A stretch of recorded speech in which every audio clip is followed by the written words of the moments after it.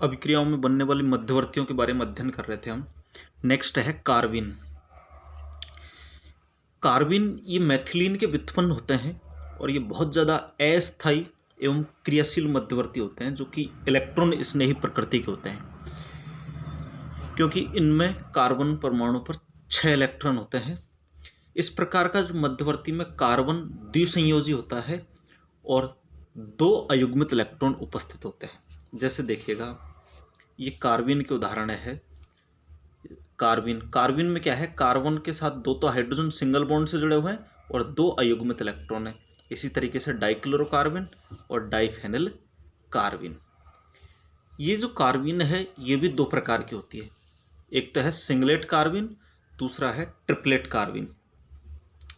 Singlet कार्बिन में ये जो दोनों अयुग्मित इलेक्ट्रॉन है वो एक ही कक्षक में उपस्थित होते हैं, अर्थात 2 तो सहसंयोजक बंध और 1 लोन पेयर होता है।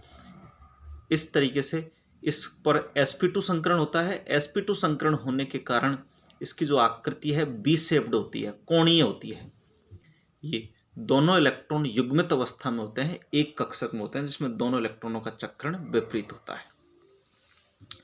नेक्स्ट है ट्रिपलेट कार्बिन।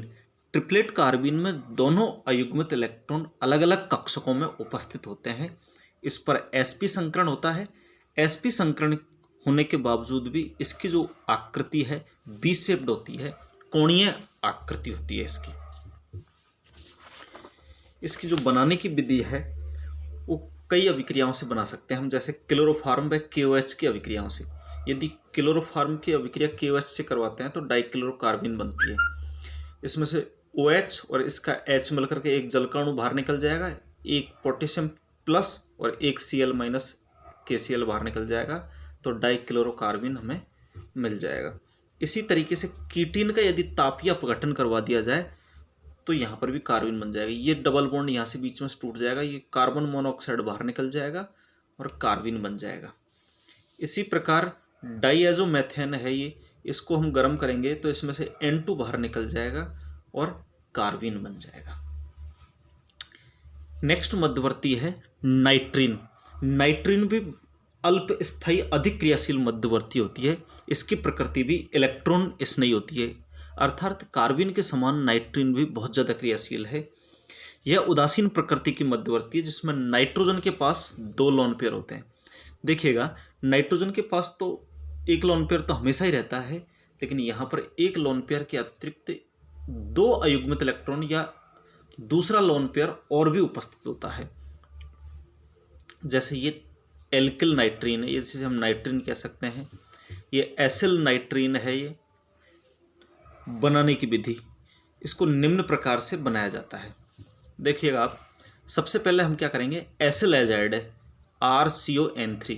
ये एसिल एजाइड है, यदि इसको गर्म करेंगे, तोड़ेंगे तो इसमें से N2 बाहर निकल जाएगा, RCON बन जाएगा। नेक्स्ट है हाफमान ब्रोमाइड अभिक्रिया। हाफमान ब्रोमाइड अभिक्रिया में हम क्या करते हैं, अमाइड की अभिक्रिया ब्रोमीन और KOH के साथ करवाते हैं तो एसिल एजाइड एसिल नाइट्रीन बनता है। ये एसिल नाइट्रीन पुनर्विन्यास के द्वारा एल्किल साइनेट बनाता है, जो कि जल अपघटन के द्वारा एमीन और CO2 बाहर निकालता है। कुल मिलाकर हाफमान ब्रोमाइड अभिक्रिया में नाइट्रीन मध्यवर्ती बनता है। ये जो कार्बिन मध्यवर्ती है, नाइट्रीन मध्यवर्ती है, ये बहुत कम अभिक्रियाओं में बनते हैं। कुछ स्पेशल अभिक्रिया है उन्हीं में ही बनता है, जैसे नाइट्रीन मध्यवर्ती हाफमान ब्रोमाइड अभिक्रियाओं में बनता है। अगले मध्यवर्ती है वो है बेंजीन। देखो, इसका नाम बेंजीन इसलिए पड़ा है क्योंकि इसकी संरचना बेंजीन के समान होती है और कम स्थायी मध्यवर्ती है। बेंजीन में तो 6 पाई इलेक्ट्रॉन होते हैं, लेकिन बेंजीन में 8 पाई इलेक्ट्रॉन उपस्थित होते हैं। बेंजीन के 2 निकटवर्ती कार्बन परमाणु पर जो अयुग्मित इलेक्ट्रॉन है वो आपस में संपार्श्विक अतिव्यापन करके एक पाईबंद वलय के बाहर बना लेते हैं। इसकी जो समतलीय संरचना होती है, देखिएगा, ये बेंजीन है। बेंजीन में बेंजीन तो होता ही है, साथ में बाहर की तरफ एक अलग पाईबंद पाया जाता है। जैसे देखो, इस कार्बन और इस कार्बन पर जो 2 अयुग्मित इलेक्ट्रॉन है ये आपस में अतिव्यापन करके पाईबंद का निर्माण कर लेते हैं। क्लोरोबेंजीन की विलोपन अभिक्रियाओं के फलस्वरूप बेंजाइन मध्यवर्ती बनता है। देखिएगा, ये क्लोरोबेंजीन है, इसमें क्षार की उपस्थिति में यदि विलोपन अभिक्रिया करवाई जाए तो एक H और एक Cl बाहर निकल जाएगा, HCl बाहर निकल जाएगा। सबसे पहले NH2 माइनस इस H को H+ के रूप में लेगा, इस H को H+ के रूप में लेगा तो इस पर आ जाएगा, और ये अमोनिया निकल जाएगा, इस पर आ जाएगा नेगेटिव। ये नेगेटिव चार्ज यहाँ बंद बनाएगा और Cl के रूप में बाहर निकल जाएगा। इस तरीके से बेंजाइन मध्यवर्ती का निर्माण हो जाता है। बेंजाइन मध्यवर्तियों का निर्माण हेलोबेंजीन में विलोपन अभिक्रियाओं के दौरान होता है। तो ये कुछ मध्यवर्ती है जो कि रासायनिक अभिक्रियाओं के मध्य में बनती है। अभिक्रियाओं की क्रियाविधि को समझने के लिए हमें इन मध्यवर्तियों के स्थायित्व के बारे में जानकारी होना आवश्यक है, क्योंकि उत्पाद इन्हीं के अकॉर्डिंग बनते हैं। नेक्स्ट है रासायनिक अभिक्रियाओं के प्रकार, या हम कह सकते हैं कार्बनिक अभिक्रियाओं के प्रकार।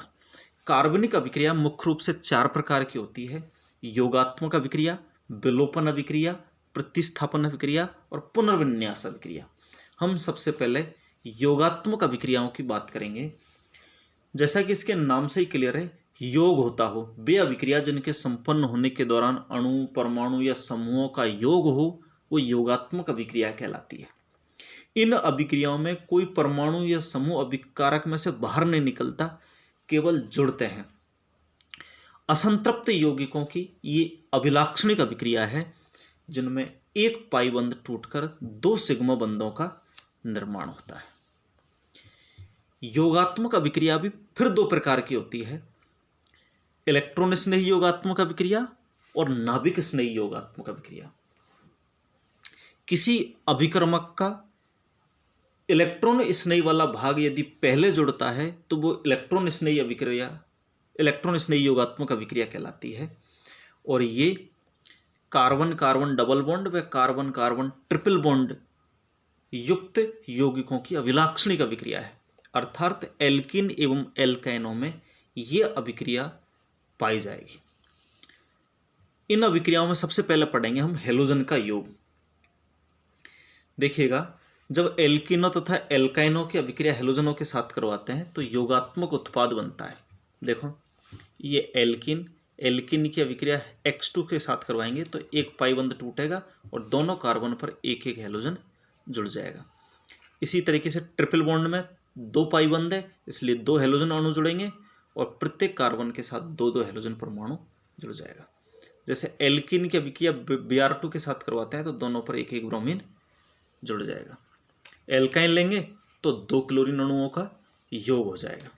तो इन अभिक्रियाओं में हम देख रहे हैं कि हेलोजन अणु अभिकारकों के साथ जुड़ रहे हैं, इसलिए ये योगात्मक अभिक्रिया कहलाती है। अब आता है इसकी क्रियाविधि। ये जो योगात्मक अभिक्रिया संपन्न होती है, इसकी क्रियाविधि क्या है, मैकेनिज्म क्या है। इसमें क्या होगा, सर्वप्रथम जो असंतृप्त हाइड्रोकार्बन अणु का जो पाई इलेक्ट्रॉन है, पाई इलेक्ट्रॉन अब्र हेलोजन अणु की ओर आकर्षित होता है और हेलोजन अणु के साथ मिलकर के एक पाई संकुल बना लेता है, जिससे कि हेलोजन का अणु ध्रुवित हो जाता है। देखिएगा, सबसे पहले ये एल्किन या असंतृप्त अणु हेलोजन अणु को अपनी ओर आकर्षित करेगा तो पाई कॉम्प्लेक्स बना लेगा। इस पाई कॉम्प्लेक्स, अब आप ध्यान दीजिएगा, पूरा Br2 अणु इस एल्किन के साथ जुड़ा हुआ है। इस पाई संकुल में ये हेलोजन अणु ध्रुवित हो जाता है, इस पर एक पर माइनस चार्ज, एक पर आ जाता है पॉजिटिव चार्ज। अब इस पाई कॉम्प्लेक्स में से एक हेलोजन हैलाइड के रूप में बाहर निकल जाता है। जैसे इसमें ब्रोमीन है तो एक ब्रोमीन Br- के रूप में बाहर निकल जाएगा, तो इस पर पॉजिटिव चार्ज आएगा और ये एक चक्रीय अणु का निर्माण कर लेगा। देखिएगा, इस ब्रोमीन पर पॉजिटिव चार्ज आ गया, ये ब्रोमीन दोनों कार्बन से जुड़कर एक चक्रीय मध्यवर्ती का निर्माण कर लेते हैं, जिसे हम सिग्मा कॉम्प्लेक्स बोलते हैं। अगले स्टेप में ये जो Br- है, ये Br- पीछे की तरफ से अटैक करेगा। जैसे ये Br- इधर से आया और ये बंध टूटकर इधर आ जाएगा, तो यहाँ पर देखते हैं हम एक ब्रोमीन ऊपर की तरफ और एक ब्रोमीन नीचे की तरफ।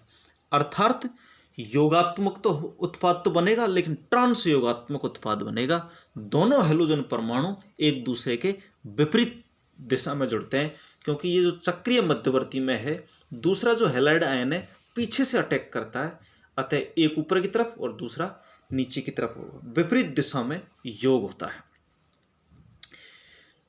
नेक्स्ट है हाइड्रोजन हैलाइड का योग, HX का योग। जब हम असंतृप्त हाइड्रोकार्बन पर HX की अभिक्रिया करवाते हैं तो एल्किल हैलाइड बनते हैं।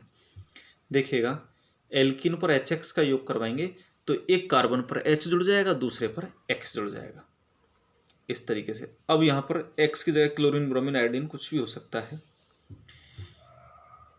इसकी जो क्रियाविधि है दो पदों में संपन्न होती है। पहले पद में HX में से बंध टूटेगा, X पर आएगा नेगेटिव, H पर आएगा पॉजिटिव, और ये बंध भी टूटेगा चूंकि ये सममित है, किसी भी तरीके से तोड़ लीजिएगा। तो सबसे पहले क्या होगा, H+ इस एल्किन के साथ जुड़ जाएगा। देखो, इस पर पॉजिटिव, इस बंध के इलेक्ट्रॉन यहाँ आया तो यहाँ नेगेटिव, नेगेटिव और पॉजिटिव आपस में मिल जाएंगे, तो इस कार्बन पर आ गया पॉजिटिव। ये कार्बधनायन बना, कार्बधनायन मध्यवर्ती बन गया। चूंकि इस पद में ये बंध टूटते हैं, इसलिए ये स्लो स्टेप है, वेग निर्धारक पद है। अगले स्टेप में इस कार्बधनायन पर X- तेजी से अटैक करेगा और एल्किल हैलाइड का निर्माण कर लेगा। चूंकि ये अभिक्रिया आयनों के बीच में होती है, अतः बहुत तेजी से संपन्न होगी और एल्किल हैलाइड का निर्माण हो जाएगा। इस प्रकार जब हम असंतृप्त यौगिकों पर HX का योग करवाते हैं तो एल्किल हैलाइडों का निर्माण हो जाता है। Thank you.